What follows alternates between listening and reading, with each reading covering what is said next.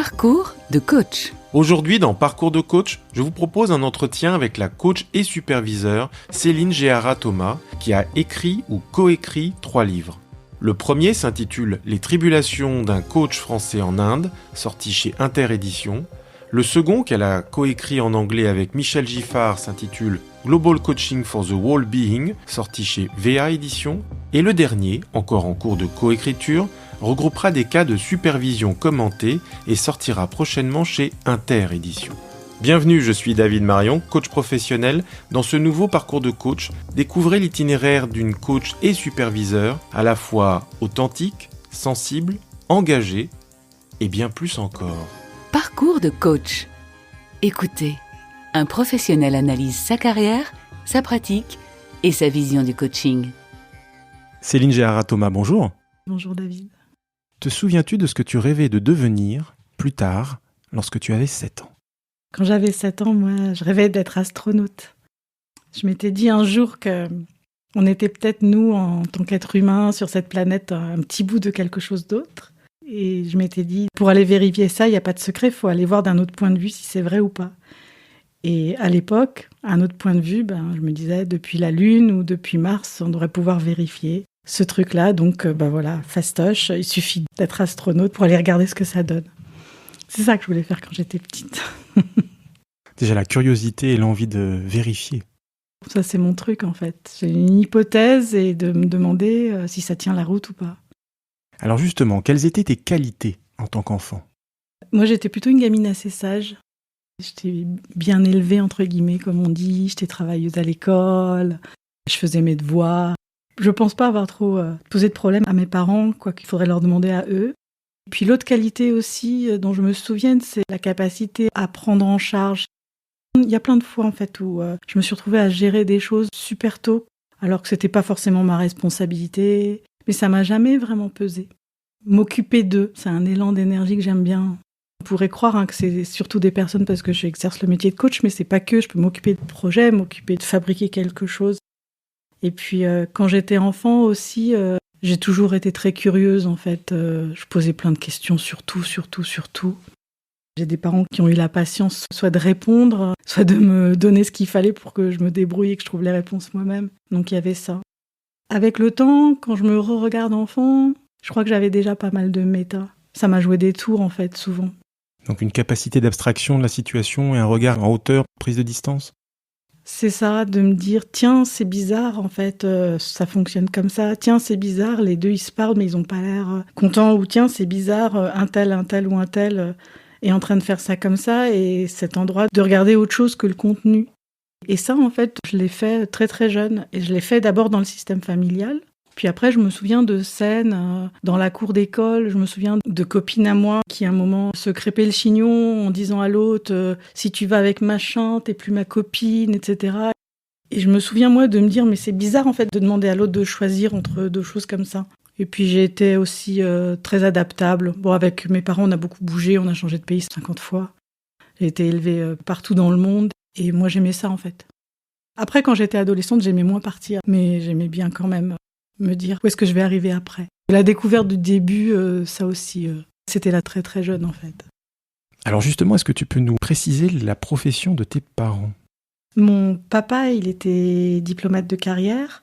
Il a été consul de France dans plusieurs pays du monde. C'est comme ça que nous, on s'est retrouvés en Irak, en Colombie. On était aussi pas mal en Afrique. Moi déjà, là, j'étais plus âgée, mais j'y allais pour les vacances. Et mon père, je pense qu'il y avait quelque chose de particulier dans sa façon d'être. C'est un grand calme, mon papa. Et donc, il l'envoyait aussi pas mal dans des pays compliqués. Donc, c'est comme ça qu'on s'est retrouvés en Irak au moment où c'est la première guerre entre l'Irak et l'Iran. Je me souviens, en fait, de voir des amis quitter l'Irak et nous, au dîner, de dire non, la France et l'Irak sont alliés, donc nous, on reste. Mon père, ils l'ont aussi envoyé en Colombie, à Bogota. C'est le moment où l'argent de la guérilla et puis l'argent du narcotrafic se mélangent. Et ça devient compliqué, en fait. La Colombie devient un pays difficile, entre guillemets, à gérer. C'est le moment où ils assassinent des candidats à la présidence et tout. On envoie mon père, en fait, et puis donc nous.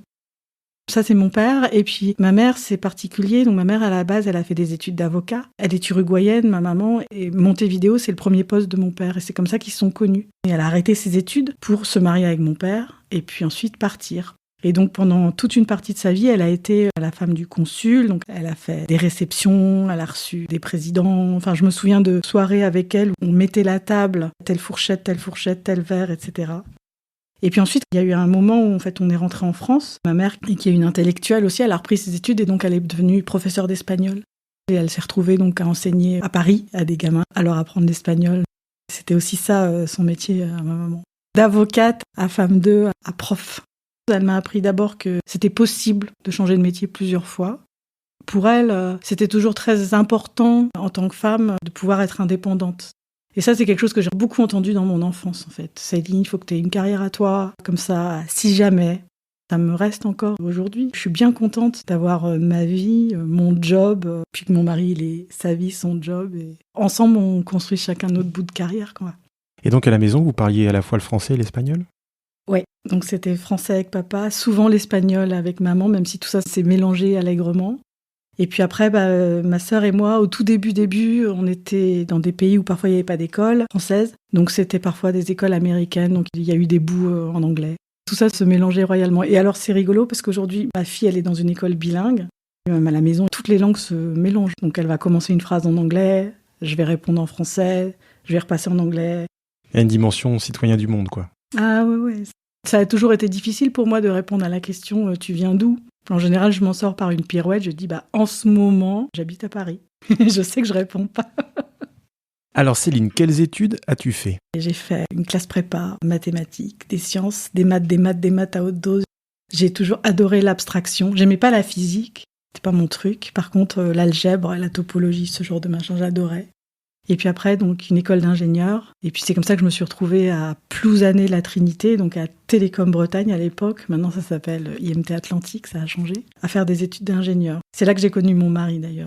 J'ai fait mon stage de fin d'études chez Matra Défense. Et puis là, il m'est arrivé quelque chose de bizarre. C'est que moi, j'avais fait de la conception de circuits intégrés. Et je me suis rendu compte, en fait, que j'étais en train de coder un bout de missile. Et ça m'a pas plu du tout. Alors moi, je mettais des paysages, en fait, pour tester mon code. Puis un jour, ils m'ont demandé de mettre autre chose que des paysages. Et là, je me suis dit, ça va pas le faire. Et puis en plus, je restais enfermée toute la journée devant un ordi. Pourtant, la suite logique, c'était qu'ils m'embauchent. D'ailleurs, ils voulaient m'embaucher. Et je me suis dit, il faut que je bifurque. Je savais pas trop comment j'allais bifurquer. Donc je me suis dit, je vais faire un master, je vais faire un 3e cycle. J'ai pris ce que j'avais trouvé de plus généraliste. Donc c'est comme ça que je me suis retrouvée à faire de la stratégie à HEC. Et ça, c'était chouette parce que ça m'a ouvert des options. Ça, c'était le début. Et quelle a été ta première partie de carrière ? Je suis restée 6 mois dans un cabinet de conseil. J'ai fait un peu mes armes là, et puis ensuite j'ai été embauchée dans la partie recherche de France Télécom pour faire ce qu'ils appelaient, ça date un peu maintenant, ça a presque 30 ans, mais des études technico-économiques. Est-ce que certains projets de recherche sont rentables ou pas ? La toute première chose que j'ai faite, c'était de participer au démontage de Bebop. Alors rappelons, c'est un peu l'ancêtre du téléphone portable avec des bornes auprès desquelles les téléphones pouvaient fonctionner si on n'était pas trop loin. C'est ça. Et puis ensuite, j'ai travaillé sur les premiers services de téléchargement de sonneries, des premiers jeux interactifs sur téléphone. Un petit Pac-Man, dès que vous passiez un niveau, il fallait envoyer un SMS pour le prochain niveau. Je me suis beaucoup amusée là. C'était des projets innovants. Et puis surtout, moi, ce que j'aimais, ça atterrissait dans les mains des gens, quoi. Et puis après, voilà, progressivement, on m'a confié des projets plus gros, des projets plus complexes. Donc je me suis occupée comme ça de la gamme fixe pendant un temps de France Télécom, avec dedans des choses comme des fax, des Minitel. Qu'est-ce qu'on fait de tout ça ? Mon dernier poste, j'avais toute la gamme mobile d'Orange. C'était devenu Orange entre-temps. Tous les produits qu'on a en point de vente. Et à l'époque, il y avait plein d'autres téléphones. Il n'y avait pas que l'iPhone. Je me suis occupée de lancer des produits comme ça avec une très très belle équipe. C'est des très chouettes moments en fait. Oui, d'ailleurs, t'as le sourire quand on parle. Je me souviens en fait, chaque fois qu'il y avait un produit qui arrivait, on le testait. J'ai toujours eu un faible moi pour les innovations. Puis après, il y a eu l'iPhone qui est arrivé sur le marché. C'est un des derniers produits que j'ai lancé. Comment es-tu venu au coaching ? Qu'est-ce qui fait qu'à un moment donné, tu as bifurqué une nouvelle fois vers le coaching ? C'est un mélange de plein de facteurs. Le premier facteur, c'est que ma fille, Lilou, elle est née en 2005 et mes priorités, elles ont changé. Non pas que je voulais du temps, comme certains pourraient l'imaginer, mais moi, je me demandais en quoi est-ce que ce que je fais, ça contribue à faire qu'elle va vivre dans un monde un peu plus doux. Et à l'époque, je n'avais pas trouvé la réponse à ça, là où j'étais. En parallèle, le lancement de l'iPhone qui s'était terminé, le quotidien semblait un peu fade. En même temps, chez Orange, c'était la période un peu dure. Ils voulaient faire partir un peu des gens et il y avait la possibilité de partir avec des conditions super avantageuses quand on voulait créer notre entreprise. Et je me suis dit, après tout, pourquoi je tenterais pas l'aventure d'entrepreneur là maintenant ? Alors, je savais pas du tout entrepreneur en quoi. Et donc, j'ai commencé à poser des questions, à rencontrer des gens. Et puis, au hasard de discussions avec des anciens amis d'HEC, je retourne sur le site d'HEC et je tombe sur la formation au coaching d'HEC. Et là, je me suis dit, mais ça m'a l'air vachement intéressant. Et donc, je me suis inscrite là, mais vraiment au début, pour me faire plaisir, pour apprendre quelque chose, pour me faire du bien. En me disant, voilà, je vais faire ça, et puis en même temps, je vais réfléchir, et puis je trouverai bien ma voie. Et en faisant la formation, au fur et à mesure, je me suis dit, mais en fait, ça a l'air d'être sympa vraiment comme métier. J'ai fait le cycle 1, les fondamentaux du coaching. Et à la fin du premier cycle, je me suis dit, ok, c'est ça que je veux faire. Et c'est là où j'ai commencé à avoir mes premiers clients. Puis j'ai fait le cycle 2, expertise et perfectionnement. Ça s'est construit comme ça. Qu'est-ce que tu retiens de ces 2 formations à HEC ? Alors à HEC, ça a été vraiment fondateur en fait, dans ma posture. L'école d'HEC, elle est fondamentalement humaniste. Et donc j'ai appris là à rester dans la curiosité de l'autre et à découvrir l'autre. J'ai aussi appris à me laisser émerveiller par la singularité de chacun. J'ai appris ça là-bas. Parce que ils m'ont appris plein d'autres choses aussi, mais que finalement j'utilise un peu moins dans ma pratique. Mais ça, c'est resté. Mon professeur de l'époque, Michel Giffard, moi j'ai eu la chance de faire une partie de mes cours directement avec lui quand il enseignait encore. Après, il s'est plus consacré à la direction pédagogique de l'école, mais au début, il faisait les deux. Et Michel, aujourd'hui, il parle de coaching à main nue. C'est ça aussi que j'ai appris là-bas, c'est à coacher juste avec qui je suis pour aller me connecter à l'autre dans qui il est, tout simplement. Oui, dans son authenticité. Ouais, dans son authenticité. 2 êtres humains qui, juste à un moment, font un bout de chemin ensemble. C'est ça que je garde. Comment es-tu devenu superviseur ? Je suis devenue superviseur grâce à un coach qui me l'a demandé. Et ma première réponse a été de dire « Ah mais je peux pas, je ne suis pas ». C'était fantastique, elle m'a dit « T'as qu'à te former ». Comme ça a vraiment duré 15 secondes la conversation. Et moi je lui ai dit « Ah oui ». C'était dans mes envies, mais pour plus tard en fait. Donc je me suis formée chez Undici. Nous avons été la première promotion. Et c'est d'ailleurs cette promotion-là, tous ensemble, nous avons formé PSF, donc la Fédération des superviseurs professionnels. On a décidé de créer PSF pendant la formation de superviseur. Je me souviens très bien, ça s'est décidé à un déjeuner. D'ailleurs, on est arrivé avec quasiment une demi-heure de retard et Flo et Michel nous ont gentiment recadrés. Et nous, on leur a dit « Non mais là, vous pouvez nous recadrer tout ce que vous voulez. On est en train de faire un truc de fou, quoi. » Et on leur a raconté, puis ça a détendu l'atmosphère.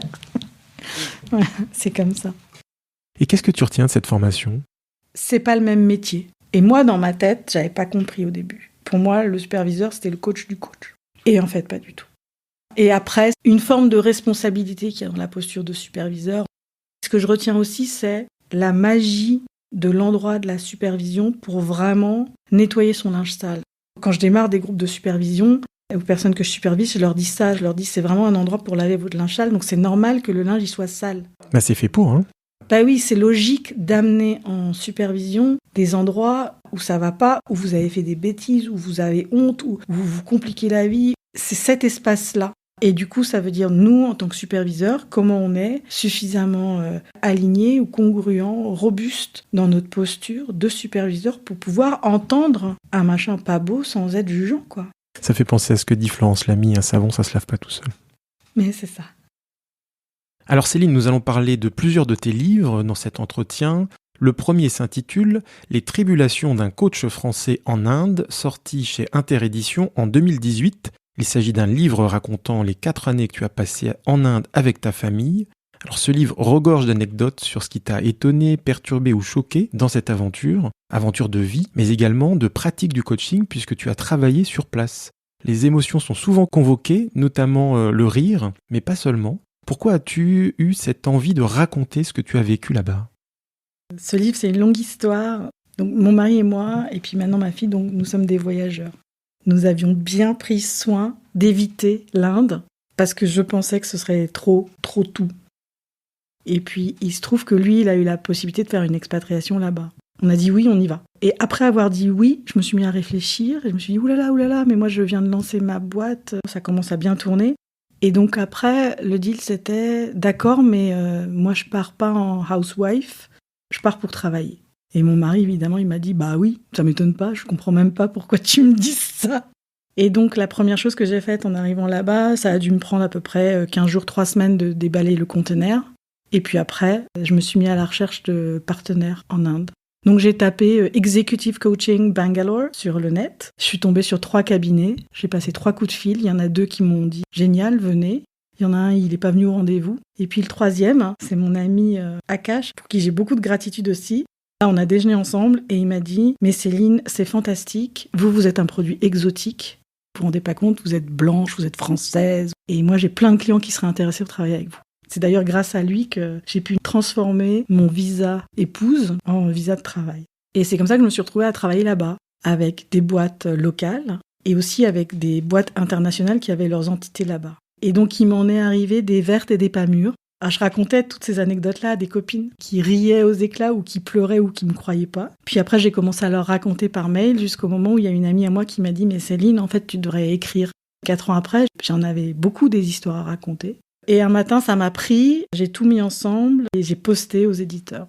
Et je me souviens très bien de Hélène de Castilla à l'époque, qui s'occupait de la ligne coaching et développement personnel chez Interédition, qui m'a rappelé. Et c'est comme ça que ces recueils d'histoires de coaching sont devenus mon premier bouquin. Alors je me suis demandé pourquoi t'as pas intitulé le livre Tribulation d'une coach en Inde. Je sais pas répondre à ça. Je me souviens d'y avoir pensé.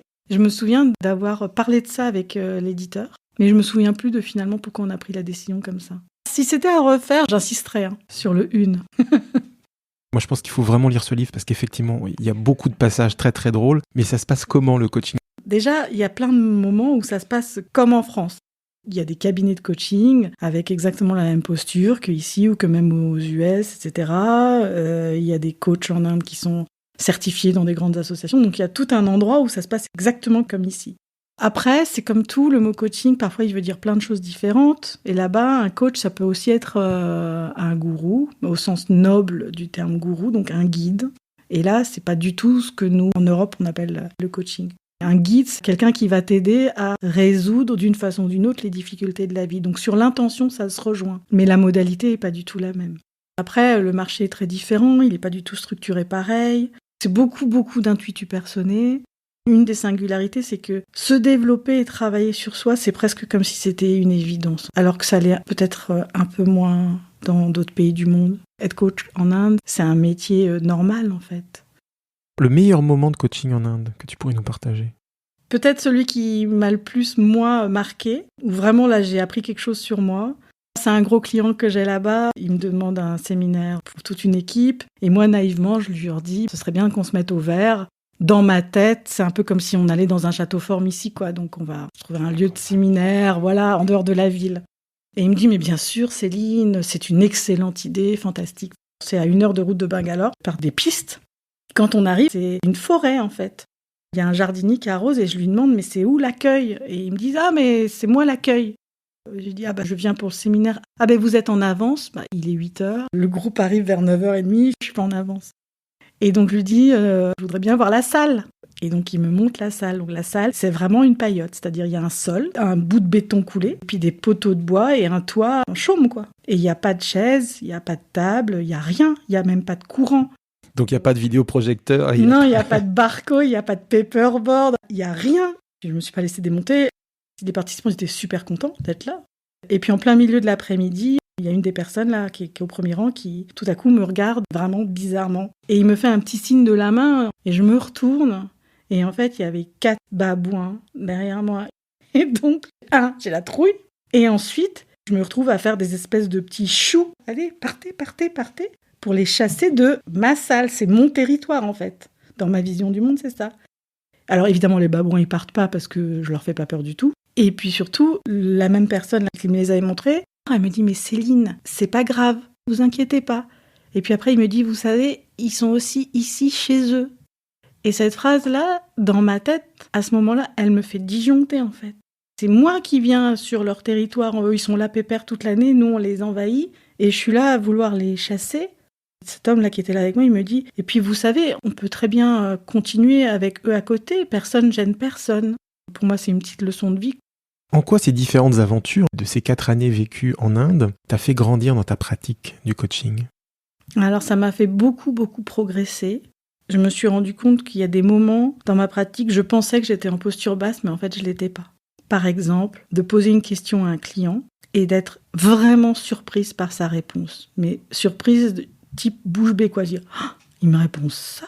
Et dans ma tête, je m'attendais à tout, sauf à cette réponse-là. Et quand je me suis rendu compte de ça, qu'en fait je m'attendais à réponse A, réponse B, réponse C, je dis, mais en fait ta question, finalement, elle est pas si chouette que ça.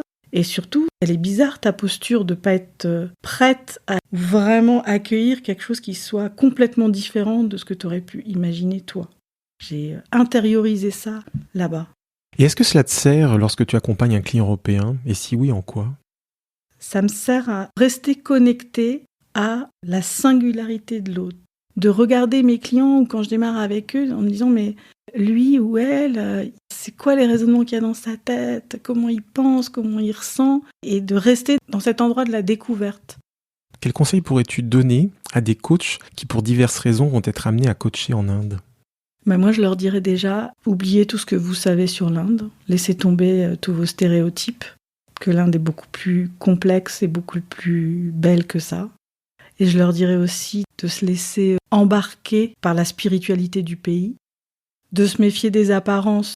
Je me souviens d'un Bangalore-Paris en avion, et je me retrouve à côté d'un vieux papy indien. Et je le vois ouvrir son ordi. Il y a des espèces de courbes et des modélisations et des gros machins mathématiques sur son écran. Donc je suis pleine de biais et de stéréotypes. Comment c'est possible qu'un vieux papy indien soit en train de modéliser des courbes mathématiques comme ça ? J'entame la conversation, je lui dis, mais je suis curieuse, c'est quoi ?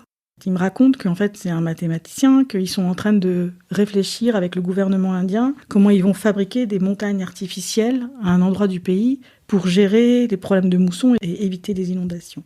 Et moi je me suis dit, Céline, franchement, tes biais et tes stéréotypes, ils se ramènent. Donc laissez tomber. Ce que vous pensez, c'est loin d'être la vérité et la plupart du temps vous êtes à côté de la plaque.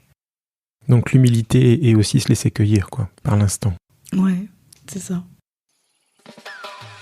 Alors Céline, à présent, écoutons ce que tu as choisi pour faire un intermède à notre entretien.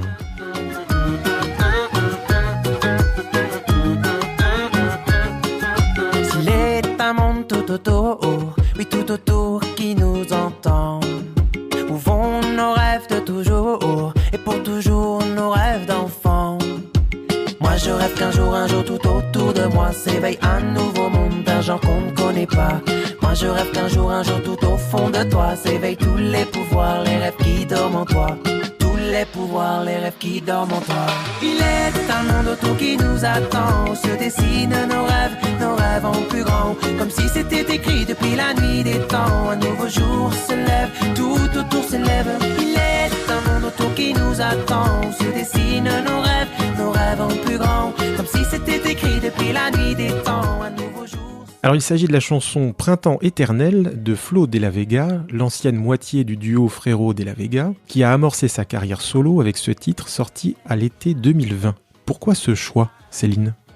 C'est une chanson que j'écoute en boucle depuis 3-4 mois. Les paroles, elles me touchent profondément. Moi, je rêve qu'un jour, tout autour de moi s'éveille un nouveau monde d'un genre qu'on ne connaît pas. Moi, je rêve de ça aussi. Avec ce qui se passe en Ukraine, j'ai envie de continuer à rêver de ça et mon rêve, il est un peu malmené. Donc c'est une chanson qui me donne de l'espoir. Puis c'est pareil, moi je pense à ma fille, je me demande tous les jours dans quel monde elle va vivre. J'aimerais bien que ce monde il soit d'un genre qu'on ne connaît pas. Que dans son monde à elle, s'éveillent tous les pouvoirs, les rêves qui dorment en toi. Voilà. C'est ce que j'ai envie de lui souhaiter à elle et puis de nous souhaiter à nous en tant qu'êtres humains sur cette planète, quoi. Tu m'as dit aussi que c'était pour l'espoir de cet amour pour l'autre et du monde et pour les pins des Landes.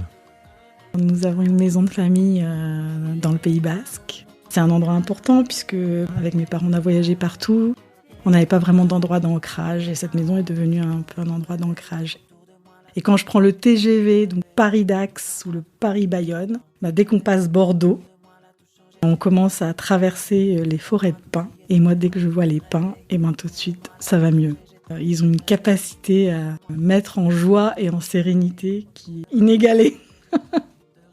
Il a été se planquer dans les forêts du Pays Basque, Florent de la Vega, donc c'est pour ça. Sur son compte Instagram, Flo de la Vega explique que le printemps éternel est celui de la condition humaine où chacun incarnait son rêve, sa meilleure version de lui-même, dans une quête sans fin. C'est l'intention que j'ai mis dans cette chanson sans vraiment savoir où elle irait. Ça pourrait presque être l'objectif d'un coaching. Ah oui.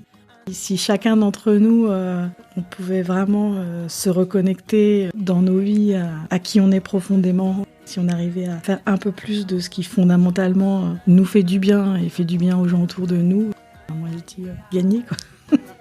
Il est un monde dont on ne reviendra jamais.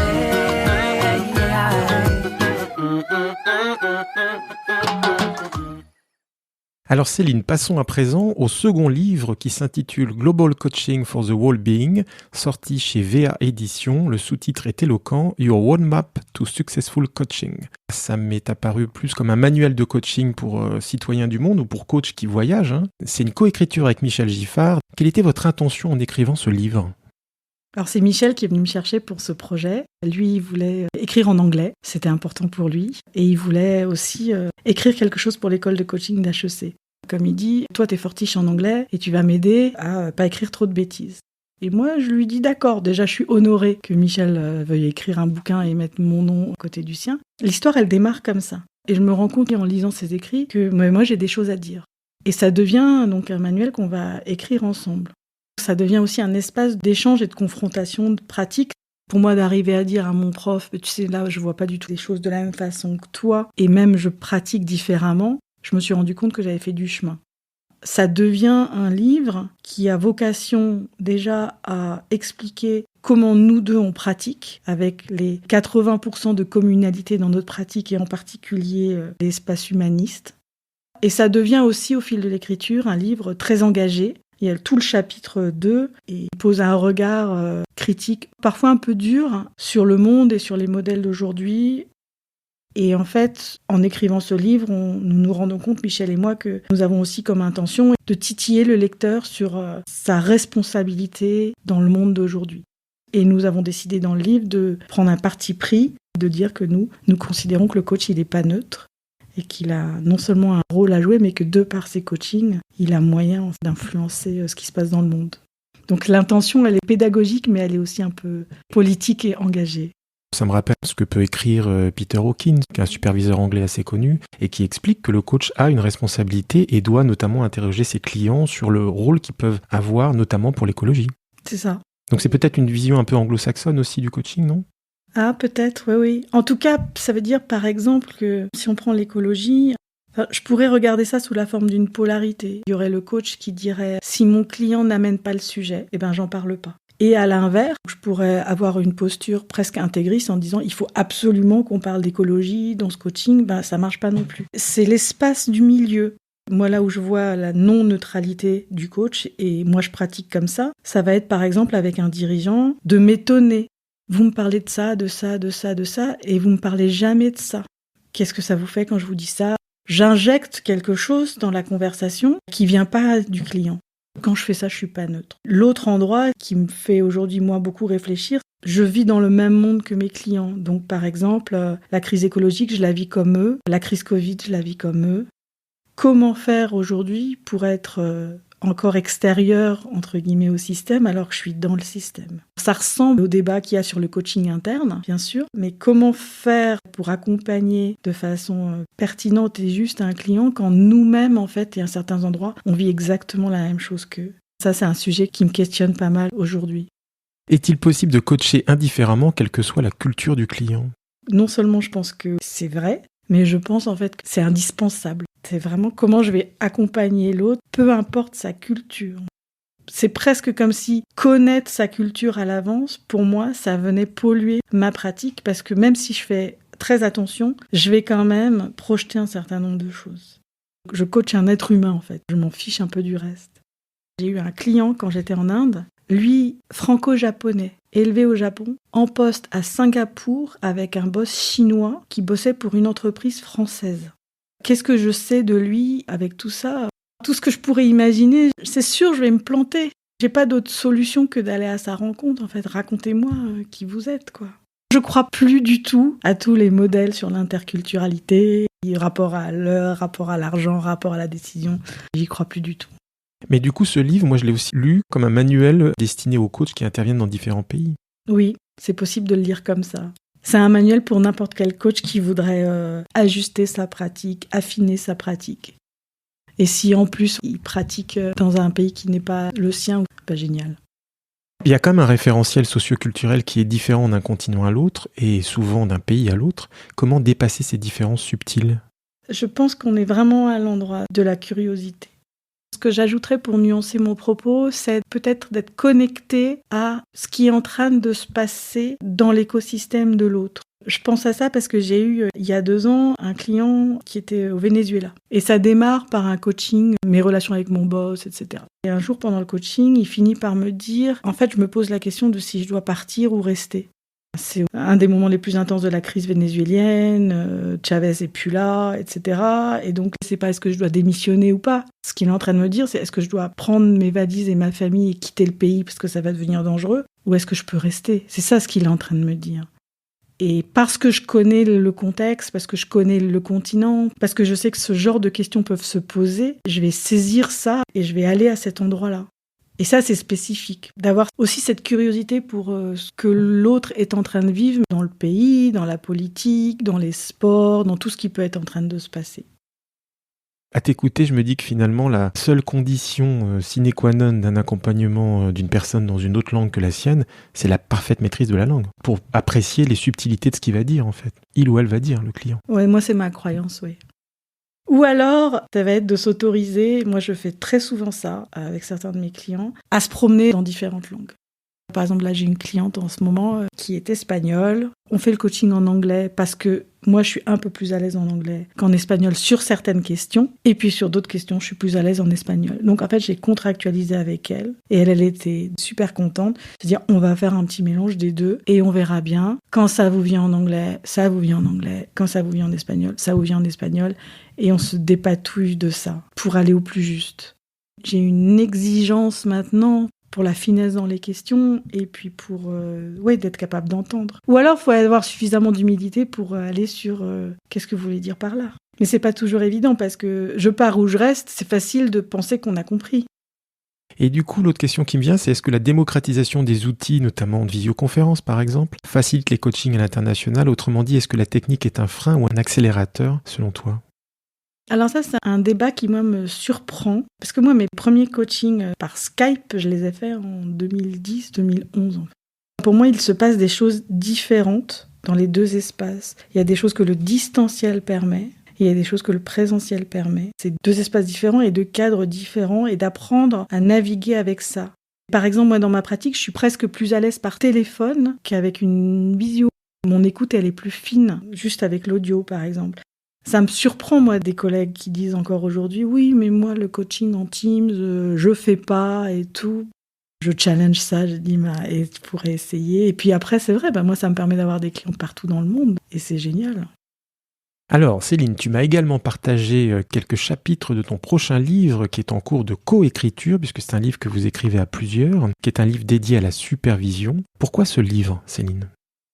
L'intention du bouquin, c'est d'aller titiller les coachs et les superviseurs sur leur engagement sociétal et l'espace de non-neutralité.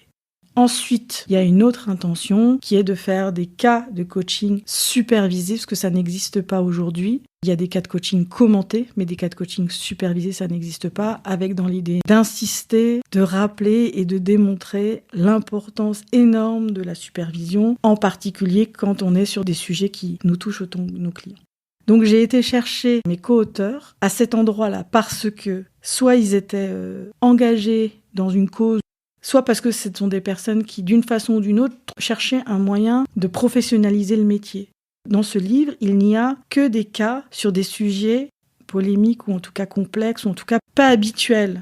Par exemple, moi j'ai écrit un cas sur une jeune femme qui un jour est arrivée dans mon bureau et la première chose qu'elle m'a dite c'est « Je suis une réfugiée climatique ». Ça c'est Jennifer. Pour le bouquin, c'est Jennifer. Elle a vécu les incendies en Australie, etc. Et Jennifer, elle est réfugiée climatique, mais elle ne vient pas d'un désert en Somalie. C'est un livre assez pragmatique avec effectivement, comme tu le disais, des cas concrets qui sont détaillés, analysés pour lever le voile finalement de ce qui se passe dans la tête du superviseur. Et ce qui est aussi très intéressant, c'est qu'il y a des références théoriques présentées et explicitées et même une bibliographie en fin de chapitre pour approfondir chaque cas. Exactement. D'abord, c'est un ouvrage pédagogique, donc que le lecteur apprenne quelque chose. Et nous avons pris soin de choisir des sujets et des outils qui ne soient pas tarte à la crème. Mais si je puis me permettre, non seulement le lecteur va apprendre des choses, mais il va surtout apprendre à apprendre des choses. Oui. Changement de type 2. C'est exactement ça. C'est qu'il réfléchisse sur sa pratique, à comment je m'y prends moi pour coacher avec mon époque et comment je fais évoluer ma pratique avec mon époque. Si vous avez, cher lecteur potentiel, un client solastalgique qui arrive dans votre cabinet de coaching, par quel bout vous prenez le sujet ? La solastalgie, ça renvoie donc à la douleur de perdre son habitat, son refuge, son lieu de réconfort. C'est Baptiste Morisot qui, en 2019, a étendu le concept américain pour décrire notre condition face au changement climatique, décrivant le phénomène comme un mal de pays sans exil. Ça me fait penser à la cliente que j'avais hier matin. À quoi ça sert tout ça si de toute façon, ça va mal se finir ? Alors, elle parlait de la crise en Russie, de la guerre, mais elle aurait très bien pu parler de la crise climatique. La troisième intention qu'on a derrière, c'est de montrer au lecteur coach ou superviseur qu'est-ce qui se passe dans une séance de supervision. Nous, les auteurs, qu'est-ce qui nous travaille ? De quoi on va parler avec nos superviseurs ? Et nos superviseurs, comment ils font avec nous ? Il y a aussi un endroit de « je lève un peu le voile sur une séance de supervision », ça se passe aussi comme ça. Et au passage, de montrer la posture de superviseur et la spécificité qu'elle a. Nous en profitons dans le livre là pour faire des ponts entre ce qui est montré dans les séances de supervision et les compétences de superviseur de l'EMCC. Il y a des compétences spécifiques à la posture de superviseur qui ne sont pas les mêmes que les compétences de coach. Si après la lecture de ces cas, le lecteur il se dit « Tiens, j'ai appris des choses. Tiens, c'est vrai, il faudrait peut-être que j'upgrade un peu ma pratique ou que je lise tel élément de la biographie. » Ou qui se disent « Ah, c'est vrai, je devrais reprendre ou faire un peu plus de supervision. » Eh bien, moi, je dis mission accomplie. En tout cas, moi j'ai trouvé ça passionnant, notamment tu lèves bien le voile sur les états d'âme en fait, à la fois du coach, quand il est face à son client et qu'un peu en méta, après la séance, il se dit « Tiens, ouais, j'aurais pu lui poser cette question ». Et après, il y a les états d'âme du superviseur. Et ça, c'est passionnant parce qu'on voit qu'il y a toute une hiérarchie de réflexion et il y a plein de choses qui se mettent en action en tête quand on accompagne, que ça soit un client ou que ça soit un coach client. Et c'est d'ailleurs ce qui a fait que Interédition, quand je leur ai parlé de ça les a intéressés. D'abord parce que ça n'existe pas. Disons que c'est qu'il y a un peu les secrets du chef cuisinier qui sont révélés. Ouais, c'est ça. On est un peu backstage. Et donc, on voit vraiment tout ce qui se tricote dans la tête du coach et du superviseur. C'est un régal, en fait. Dans nos échanges, tu m'as dit être libre, politique, engagée, voire militante du monde. Et je me rends compte, après avoir lu 2 livres, plus une partie du 3e, qui est encore en cours d'écriture, je le disais tout à l'heure, qu'il y a effectivement ça. Parce que dans les tribulations d'un coach en Inde, à la fin de chaque chapitre, il y a des invitations, notamment pour les coachs, à réfléchir et à prendre un peu de hauteur par rapport à ce qui a été relaté dans le chapitre. Et peut-être voir aussi de manière un peu décalée les choses. Dans le 2e livre, il y a aussi la dimension citoyen du monde avec cet engagement de dire on peut accompagner qui que ce soit dans le monde à partir du moment où on le fait avec une ligne directrice assez claire. Et dans le 3e, il y a cette volonté de faire de la pédagogie en levant le voile sur ce qui d'habitude est plutôt de l'ordre du secret, quoi. Oui, c'est tout ça. J'adore mon métier et du coup, je suis aussi exigeante. Je n'aime pas entendre quelqu'un qui me dise « Non, mais la supervision, c'est bon, j'en ai pas besoin. » Ça m'énerve. Puis je m'inquiète pour lui, pour ses clients. Comment je contribue au métier. Mais pour moi, contribuer au métier, c'est contribuer au monde. Parce que le coaching peut servir à rendre le monde un petit peu meilleur ou en tout cas faire que chacun d'entre nous, on soit un petit peu mieux dans le monde. Comment je peux, moi, en tant que coach, prendre soin de ma posture pour continuer de faire mon métier proprement alors que je vis des choses énormes comme mon client et pour être suffisamment décentré pour qu'il puisse se remettre à réfléchir. Mais c'est intéressant en tout cas parce qu'effectivement, à chacun des livres, je trouve que le méta se muscle. Je me muscle, ouais. Et puis je crois que j'ose plus aussi. Les quelques pages que j'ai lues, ça m'a donné envie de lire le livre parce que c'est assez rare finalement que les superviseurs expliquent comment ils réfléchissent. Parler d'un cas concret qui est décortiqué et en plus donner des clés de compréhension, c'est pas si fréquent. C'est l'intention. Il y a une surprise que je voulais te partager. Dans le 1er livre, dans les tribulations d'un coach en Inde, la préface est écrite par Michel Moral et la postface par Michel Giffard. Tu avais besoin de Michel pour te donner du courage dans l'écriture de ce livre? Ah oui, c'est exactement ça. J'avais besoin de 2 permissions, en fait. Bon, déjà, ils ont dit oui tout de suite. Ça m'a fait du bien, ça a fini de torpiller ce qui restait de mon imposteur. Mon syndrome de l'imposteur, je l'ai commencé à le nettoyer déjà en faisant ma première certification à l'ICF. Et il s'est passé plein de trucs pendant cette certification-là. Et en particulier, quand je l'ai eue, le fait d'avoir des inconnus qui connaissent rien de ma pratique, qui jugent sur la base de mes enregistrements. Il y a un set de compétences que je suis capable de déployer et qu'ils ont vu dans les enregistrements. Maintenant, c'est mes clients. J'ai des gens qui m'appellent de la part d'eux. Donc là, c'est pareil, je peux plus trop me dire qu'est-ce que j'ai fait. C'était pas génial, puisque manifestement, au moins à certaines personnes, ça leur a fait du bien. C'est bien que tu le dises, parce qu'effectivement, ça s'éteignue avec le temps, et pour autant, ça peut être encore un peu présent. Oui, moi, je le twist maintenant. C'est plus imposteur maintenant dans ma tête, c'est comment je continue de me développer et qu'est-ce que je garde, qu'est-ce que je jette de ma pratique. Comme un placard qu'on range. Et plutôt que de me dire ce que j'ai fait, est-ce que c'est bien, est-ce que ça sert à quelque chose ou pas, c'est plus comment je pourrais être plus ajustée. Et du coup, supervision. Alors Céline, je t'invite maintenant à prendre encore plus de hauteur. Quelles sont les qualités qui font un bon coach, selon toi? D'abord et avant tout, il faut aimer l'humanité de l'autre. Pour moi, ça, c'est la base. Après, c'est être capable d'écouter, évidemment. Être capable d'être en méta, être capable d'être associé, dissocié. Et après, avoir l'humilité de regarder ce qu'on fait en supervision. Le reste, c'est cerise sur le gâteau. Les aires de conscience ou des pratiques narratives ou de la gestalt, c'est fantastique. Ça vient en plus, les murs porteurs, c'est ce que j'ai dit tout à l'heure. Qu'est-ce qui fait un bon superviseur, selon toi? Un bon superviseur, il a d'abord cette capacité à tout entendre et à pas devenir la police. Donc sans juger et sans renvoyer quelque chose d'un peu dogmatique. Oui, c'est ça. Donc pour moi, un bon superviseur, il est aussi à l'endroit de comment il va décortiquer et complexifier les situations. Une cliente l'autre jour en supervision, elle me dit « Je crois que j'ai pété la confidentialité d'un coaching ». Alors moi je lui dis « Qu'est-ce qui s'est passé ?» Elle me raconte, elle connaît super bien le DRH. Le DRH l'appelle, lui dit « Je sais que tu peux rien me dire, mais bon, j'aimerais savoir ». Et elle lui raconte un truc. C'est facile de dire « Ah mais c'est pas bien, tu sais bien, tu dois respecter la confidentialité du coaching, tu vois, genre maîtresse d'école. » Pour moi, un bon superviseur, il est capable d'entendre ça et de dire « Ok, qu'est-ce qui s'est joué en fait ? Qu'est-ce qui fait que alors qu'elle sait qu'il faut pas le faire, elle le fait quand même ? Qu'est-ce qui s'est tricoté dans sa tête pour qu'un moment entre « Je sais que je dois tenir la confidentialité et je vais lui raconter un truc », elle arbitre pour « Je vais lui raconter un truc ». Un bon superviseur, c'est quelqu'un aussi qui est là pour le coach quand il y a une urgence et quand vraiment ça va pas. C'est-à-dire quand le coach il peut dévisser. J'ai compris ça l'année dernière parce que j'ai eu une année un petit peu compliquée. Il m'est arrivé des trucs pas drôles et à un moment j'ai eu besoin de mon superviseur. Et je lui ai envoyé un SMS, c'était SOS, est-ce qu'on peut se parler ? Et il m'a répondu tout de suite. Et je me suis retrouvée dans son cabinet à 9h un soir. Et dans ma tête, ça, c'était sauveur triangle dramatique, avant. Et en fait, ça a tordu ma croyance à cet endroit-là. C'est-à-dire qu'il m'a maintenu la tête hors de l'eau et il m'a permis de ne pas dévisser et surtout de continuer à faire mon boulot correctement. Et bien pour moi, un bon superviseur, c'est aussi ça. Si vraiment à un moment ça va pas, il va répondre. Donc il y a un SAV entre les séances, quoi. Ouais. Et ça, tu m'aurais posé la question il y a 2 ans, j'aurais répondu... Oui, enfin non, quand même, c'est pas comme ça qu'il faut faire.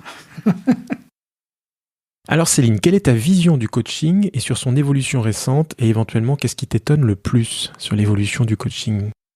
Ça se démocratise, il y en a de plus en plus, ça devient normal et je trouve ça chouette.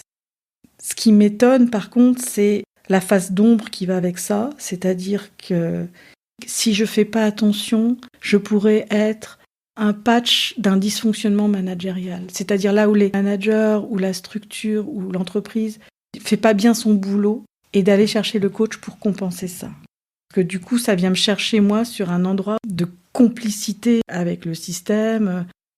Le deuxième endroit qui me surprend aussi, il y a de plus en plus de personnes formées au coaching, y compris dans les entreprises, donc des DRH formés au coaching, des dirigeants formés au coaching. Et moi, ce qui me surprend, c'est quand parfois je reçois un brief où le DRH, il va par exemple avoir fait une espèce de pré-séance avec le client et il va me dire « Céline, je voudrais vous confier un tel. Voilà les enjeux, voilà les objectifs, voilà les indicateurs de réussite. Allez-y, coachez-le. » Ça, je trouve ça bizarre, mais pourtant, je le vis de plus en plus. Et moi, ça me demande un effort conscient de pas tenir compte de ça, en fait, d'aller rencontrer l'autre pour la première fois en disant « Mais vous êtes qui ? Vous voulez quoi ?» etc. Sans avoir ça dans ma tête. Il y a presque une ingérence dans l'accompagnement à venir. Oui. Et puis après, j'ai un regard un peu critique avec certaines écoles de coaching, y compris HEC, qui m'a formée. C'est un business de former des coachs, ça m'embête. Ou alors il faudrait assumer, c'est-à-dire former au coaching et former au métier d'entrepreneur. Le nombre de coachs que j'ai en supervision qui arrivent avec des sujets, au début en tout cas, comment je fais mon marketing, comment je me fais connaître, comment je trouve des clients, comment tout ça, et ça ils n'ont pas appris en école de coaching. Moi, heureusement, j'avais fait du marketing dans ma première vie, quoi. Trouver un client, c'est pas magique. Soit je suis retraitée, je suis rentier et j'ai pas besoin de gagner ma vie en étant coach. Et dans ce cas, c'est un chouette hobby et je peux avoir un petit client de temps en temps et ok. Soit je veux vraiment exercer et dans ce cas, il y a des compétences d'entrepreneur qui sont pas les mêmes compétences que celles du coach. Et il est vital de les avoir. Et je pense même que c'est de la responsabilité des écoles que d'accompagner à cet endroit-là. Parce que sinon, ces écoles forment des gens au coaching. Donc si c'est juste pour intégrer la posture du coach dans leur pratique, pourquoi pas ? Mais s'ils veulent devenir coach, la formation en elle-même, elle n'est pas suffisante. Elle n'est pas suffisante. Je suis tout à fait d'accord. Il y a un autre endroit aussi, alors là pour le coup c'est chez les coachs moi que je peux challenger ça. C'est un métier d'entrepreneur. Il n'y a pas beaucoup de métiers où on peut commencer à exercer et développer sa clientèle sans investir. Un médecin, il va installer son cabinet, un dentiste, il va acheter sa chaise avec ses machins et tout. Et moi, j'entends beaucoup de coachs qui démarrent en supervision, qui disent « Ah mais non, mais moi, j'ai pas d'argent pour payer ma supervision, j'ai pas d'argent pour me former à ça, j'ai pas d'argent pour payer quelqu'un qui me fasse mon site web. » Mais je peux comprendre, mais dans ce cas, ça reboucle pas, quoi. Et à un moment, aussi de se mettre dans cette démarche de « Je crée mon entreprise, il se trouve que je vais exercer le métier de coach, donc j'ai les compétences pour ça, super, mais je crée mon entreprise. Et j'investis dans mon entreprise. Et mon entreprise, c'est pas que moi. C'est aussi mes produits, ma vitrine, c'est aussi tout ça. Et ça, c'est pas dit en école. Et la supervision fait partie de mon hygiène. Et la supervision fait partie de mon hygiène. Peut-être ça serait intéressant que tu nous parles des difficultés récurrentes auxquelles sont confrontés les coachs que tu supervises. Donc pour les coachs un peu plus aguerris, ça va être de challenger le brief qui est déjà parfois un peu tout prémâché. Et moi, je les invite toujours dans leur pratique à se poser la question « et si c'était pas ça ?» Que le brief, il a été pris et fait par quelqu'un qui est dans le système, avec sa vision du monde et ses partis pris. Et moi, je suis dans cette posture-là de re-questionner. Et toi, ce coaching d'équipe ou ce coaching individuel, si tu n'avais pas eu cette info-là, tu le prendrais comment ? Ou tu ferais quel dispositif ? Ou tu commencerais par quoi ? Ou quelle perception tu pourrais avoir ? Et d'oser avoir la conversation, alors avec le client évidemment, mais avec le prescripteur, de qu'est-ce qui vous fait dire que c'est comme ça, comment vous avez construit ce brief, etc. Et puis après, ce que j'ai aussi en ce moment, c'est des questions existentielles. Qu'est-ce que je vais faire de ma vie ? Est-ce que je peux continuer ? Est-ce que je veux continuer à exercer pendant longtemps, etc. Donc je vois ça.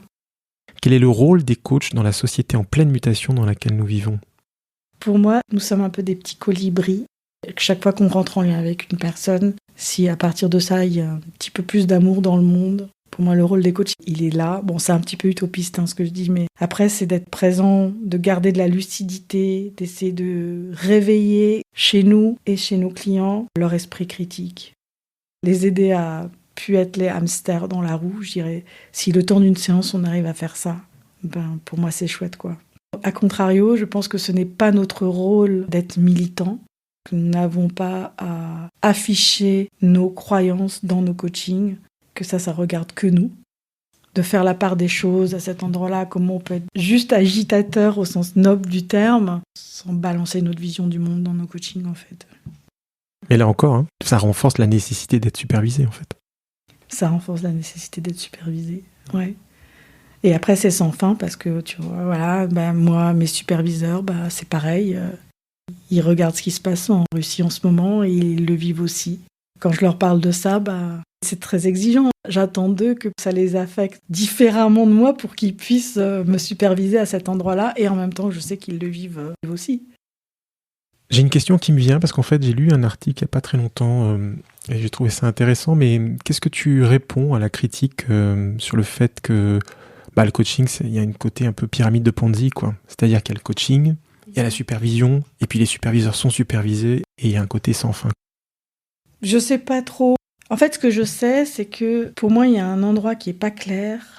Certains coachs se disent que l'étape d'après dans leur pratique, c'est de devenir superviseur. Ça, je challenge ça. Être coach, c'est un métier particulier et je peux travailler ma posture à l'intérieur de ça. Et ensuite, je peux décider d'être superviseur, mais dans ce cas, c'est un autre métier, c'est d'autres compétences. Si je veux devenir superviseur, qu'est-ce qui m'attire dans le métier de superviseur ? Donc, c'est cet endroit-là que je challenge. Après, par contre, je pense quand même que pour faire un bon superviseur, il faut avoir un peu roulé sa bosse en coaching. Il faut s'être retrouvé dans des situations un peu touchy. Ça, j'y crois. Pour moi, ça, c'est un prérequis. Il faut que le coach, il fasse son introspection et il fasse son nettoyage interne. En fait, pourquoi je veux devenir superviseur ? Enfin, je fais l'hypothèse qu'il y aurait peut-être un truc pas réglé en termes de reconnaissance, de pouvoir.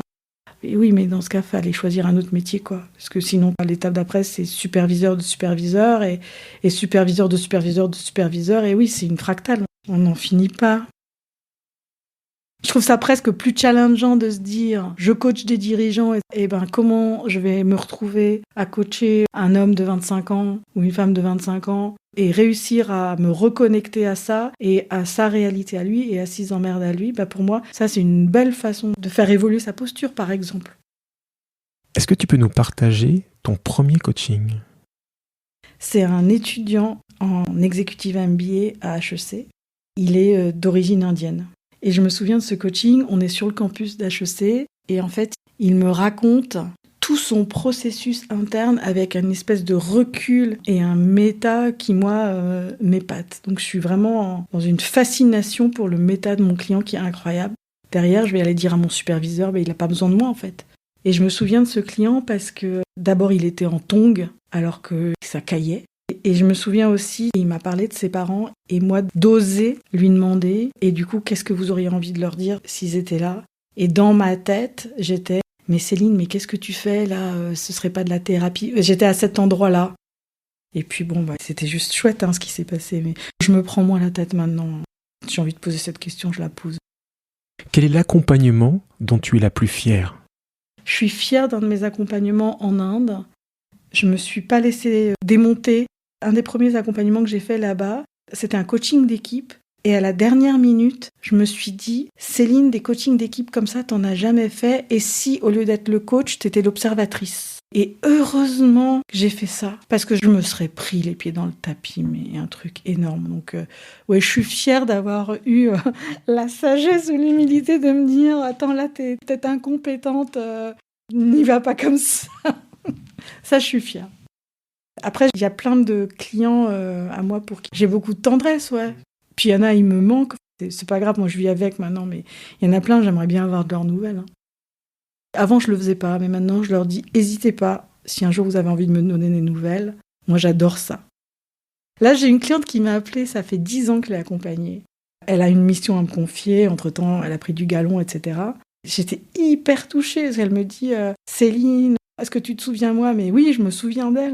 Et elle me dit « Ah, mais franchement, j'ai pensé à toi parce que ce qu'on a fait ensemble, ça m'a beaucoup aidé. » Ça, c'est cadeau, mais 10 ans. Quel est le thème le plus surprenant sur lequel tu as accompagné ou supervisé un client ? Je me marie, je fais plaisir à papa et maman, et je reprends l'entreprise familiale, et j'honore les miens. Ou bien, je suis mon instinct, je pars faire mon MBA aux États-Unis, quitte à rencontrer une autre femme. Ça, c'est la séance 1. Et le coaching est payé par papa et maman. Et ça, c'est fantastique. Ça. Et du coup, il s'est passé quoi ? Parce que forcément, on a envie de savoir. Il est parti en 3 ans et il est revenu. Et il a repris la boîte et il a épousé sa promise. Il m'a dit après, vous, parfois, en France, vous vous mariez par amour et puis après, l'amour, il s'en va. Eh nous, parfois, on fait l'inverse. On se marie et après, l'amour, il vient. Et je me suis dit, il n'a pas complètement tort, mais... Qu'est-ce que tu aimerais que tes clients disent de toi ? Qu'à un moment ou l'autre, je les ai aidés à ma façon. Qu'ils soulignent l'utilité ? Oui. Non, mais vraiment, le mot utilité, c'est ça. que j'ai servi à quelque chose à un moment de leur vie. Ça, c'est mon compte triple. Comme au Scrabble, c'est ça? Ouais, c'est ça. Alors, quelle serait ta première décision si tu devenais présidente d'une organisation représentative de coachs? Bon, je pense qu'ils y ont déjà pensé, hein, je suis pas naïve, mais en fait, j'essaierai d'unifier toutes les assos. Ça me chagrine et ça m'agace, les querelles de chapelle. Nous, à l'EMCC, on pense comme ça. Oui, mais nous, à l'ICF, nous, à la PAC, et nous, à la SF Coach, et nous, chez PSF, etc. Il y a quand même le CIMAX. Dans cette hypothèse-là, je serais plus du style à prendre un poste au CIMAX qu'à prendre un poste dans une assoce de coach. Alors, quel regret t'inciterait à refaire différemment ton parcours? Peut-être si je devais refaire le film, je partirais plus tôt de chez Orange. J'ai mis du temps à me rendre compte que j'étais plus très heureuse et à franchir le pas. Il y aurait une chose que je changerais, en fait, c'est qu'au début, je sais pas, je pense que j'essayais aussi de me prouver quelque chose à moi-même. Il y a beaucoup de choses que j'ai fait toute seule. J'ai cherché mes premiers clients toute seule, j'ai démarché toute seule, j'ai lancé mon activité toute seule. C'est plus tard que j'ai commencé à me connecter à d'autres et à avoir la magie là-dedans. Ouais, si je devais donner un conseil à la Céline d'avant, je lui dirais « Va au contact de tes collègues qui sont déjà installés dès le début ». Qu'est-ce que tu aimerais que les auditeurs retiennent de notre entretien? Je pourrais inviter les auditeurs à revisiter encore et encore et encore leur pratique. Ce serait ça. Où est-ce que vous en êtes de votre pratique? Qu'est-ce que vous avez changé? Comment vous la faites évoluer? Et je garderai aussi, c'est quoi votre contribution au monde en fait? Quelle est votre part de colibri? Oui, quelle est votre part de colibri? C'est joliment dit. Dans la question « Qu'est-ce que tu aimerais que les auditeurs retiennent de notre entretien ?» il y a aussi « Qu'est-ce que tu aimerais qu'ils retiennent de toi ?» Tu fais une petite pirouette et tu me fais une réponse de superviseur en posant des questions aux auditeurs. Je sais pas répondre à ça. Qu'est-ce que tu aimerais qu'ils retiennent de ton parcours, Céline? En quoi il est emblématique, d'une certaine manière? Je le trouve pas emblématique, mon parcours. J'ai roulé ma bosse, je me suis pris des claques, j'ai nettoyé, j'ai bossé, j'ai appris. Je travaille en psychothérapie, je passe du temps avec mon superviseur. Je bosse en fait. Mais c'est peut-être ça qu'il faut qu'ils retiennent. Il faut jamais s'arrêter de travailler sur soi, quoi, pour être quelqu'un de valeur, en fait. Oui, et ne jamais arrêter d'apprendre, en tout cas c'est ma croyance. Ta croyance ou ta conviction? C'est ma conviction. Vu de l'extérieur, ça a l'air fastoche en fait. Voilà, je m'assois avec un client, je lui pose 15 questions, voilà, puis hop, il me fait un chèque. Mais il y a tellement de travail derrière pour que le savon il soit propre, pour que le savon il savonne. Je dirais ça en fait. Et sur moi, je suis plus complexe que j'en ai l'air en fait. Souvent on me dit t'as l'air gentil, ou mes clients ils me disent ah mais en fait vous ne me lâchez pas. Oui, vous savez être hyper confrontante, j'ai entendu plein de choses. Il faut aussi parfois que les clients dépassent leur propre jugement, leur propre projection. Quelle est la question que tu aurais aimé que je te pose et que je t'ai pas posée? C'est quel métier vas-tu faire après? Je sais pas si c'est l'effet Covid ou la guerre ou tout ça, mais il y a un endroit de moi qui se pose la question aujourd'hui de « et si un jour j'avais un troisième métier ?» Et l'idée qui me titille en ce moment, c'est quelque chose d'artistique. Moi, je trouve ça magnifique. Moi, j'avais pas prévu de parler de tout ça. C'est pas grave, c'est comme ça. En fait, moi, j'adore les bijoux. J'ai une fascination pour les bijoux, et en particulier pour les pierres. Et d'ailleurs, en Inde, j'ai beaucoup travaillé avec une famille de bijoutiers. Et je me demande, en fait, si je vais pas un jour devenir gémologue. C'est des idées qui se promènent dans ma tête depuis quelques mois. Et donc, bizarrement, j'exclus pas complètement l'idée de faire ce métier-là un jour, ou en tout cas, de ne pas exercer que le métier de coach. Je serais peut-être devenir une slasheuse. Enfin, déjà, il y a coach / superviseur / mentor / maman / tout ça. Et je vais peut-être rajouter un / à la liste. Mais ça peut être un beau moyen aussi d'avoir un espace de méta, de prise de distance, de ressourcement. Un autre moyen de laver le savon. Ouais, peut-être, ouais.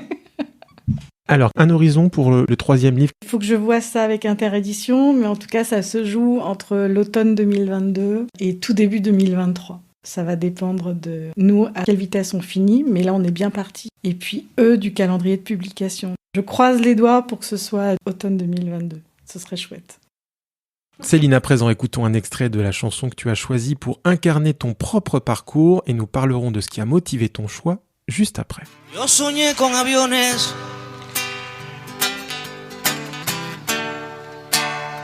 que nublaban el día,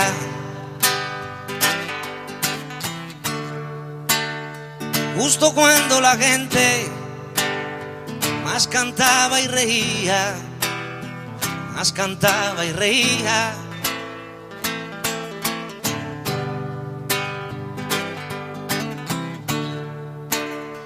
Yo soñé con aviones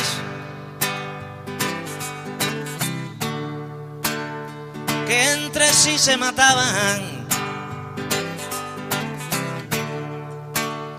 destruyendo la gracia de la clara mañana, de la clara mañana.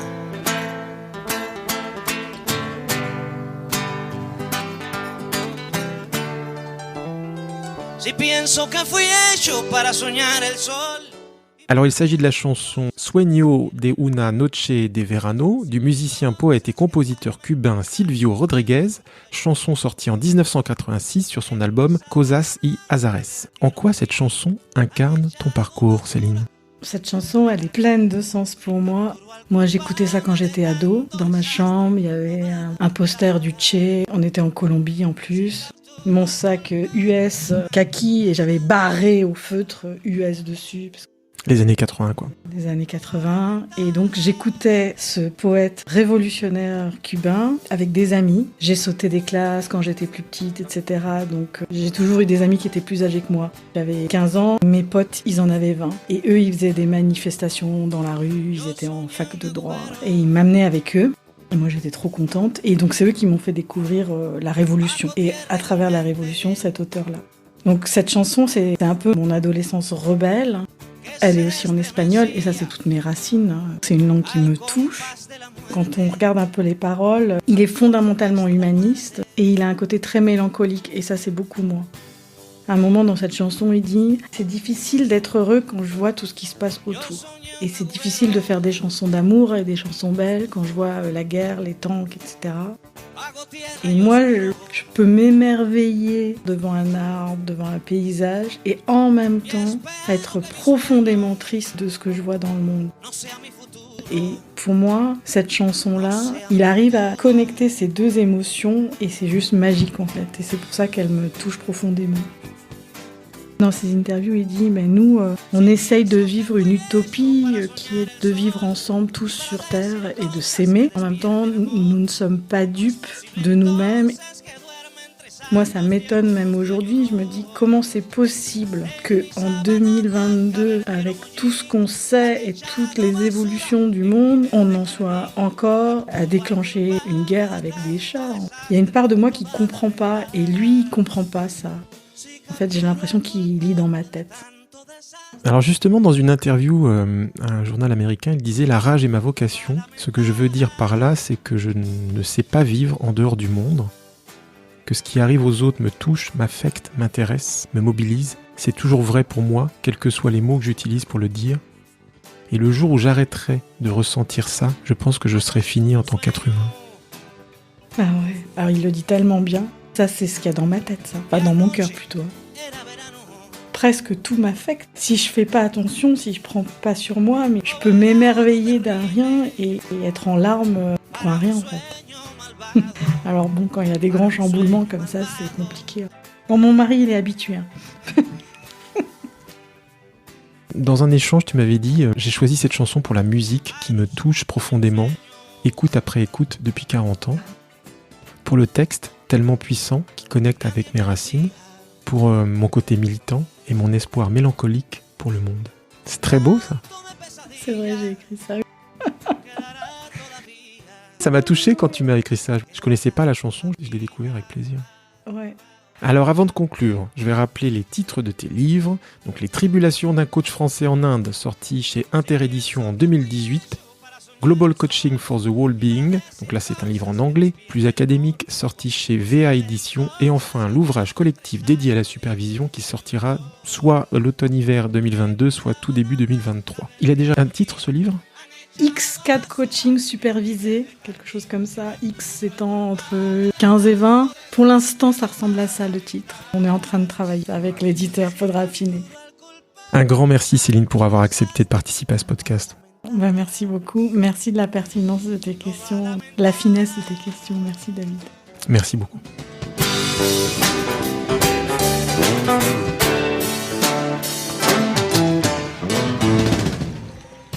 Parcours de coach.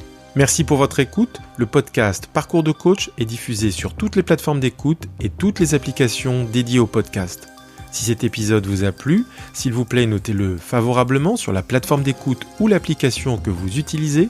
Cela nous aide à développer la notoriété de nos productions. Par ailleurs, vous pouvez liker, commenter ou repartager nos épisodes sur les différents réseaux sociaux où nous sommes diffusés.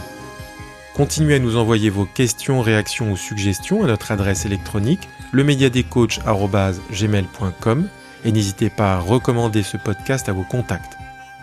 Enfin, si le coaching professionnel vous intéresse, vous pouvez désormais vous abonner à nos 2 podcasts mensuels, Un coach à la une, l'entretien pédagogique, et Parcours de coach, l'entretien analytique. À très bientôt pour un nouvel épisode. Parcours de coach, une série créée par David Marion et produite par le Média des coachs.